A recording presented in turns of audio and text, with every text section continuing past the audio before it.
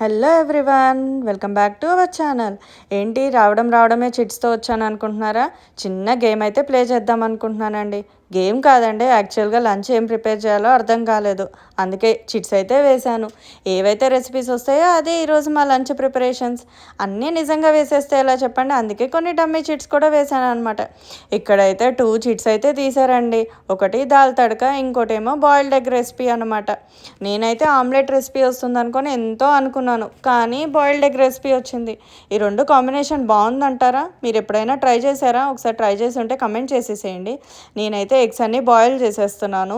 ముందు eggs boil అయిపోతేనే కదా మనకి వంట ఈజీ అయిపోతుంది. అలాగే కూరగాయలు అన్నీ కూడా సర్దేసుకుంటున్నాను. ఇంకా ఎగ్స్ బాయిల్ అయిపోయిన తర్వాత ఆనియన్స్ అయితే కట్ చేసేసుకుంటున్నానండి. ఎంత ఎక్కువ ఆనియన్స్ ఉంటే అంత టేస్ట్ బాగుంటుంది కర్రీలోకి. తర్వాత ఎగ్స్ అన్నీ పీల్ ఆఫ్ చేసేసుకొని కట్ చేసేసుకున్నాను. తర్వాత వాటన్నిటిని కూడా ఫ్రై చేసుకుంటున్నాను, ఎందుకంటే ఎగ్స్ ఫ్రై చేస్తేనే కదా వాటి టేస్ట్ ఎన్హాన్స్ అవుతుంది. మీరేమంటారు? నేనైతే ఎప్పుడు ఇలానే చేస్తానండి. తర్వాత అయితే ఆనియన్స్ వేసేసేయాలి.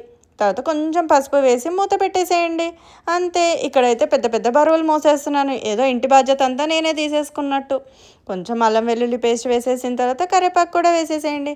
ఇంకా కారం మీకు కావాలంటే ఏవైనా మసాలాలు వేసుకోండి. నేనైతే ఏం వేయట్లేదండి, జస్ట్ కారం ధనియా పౌడర్ వేసాను, అంతే అండి. చాలు, సింపుల్ రెసిపీ, ఈజీ రెసిపీ అనమాట. ఎప్పుడైనా క్విక్గా చేసేసుకోవచ్చు.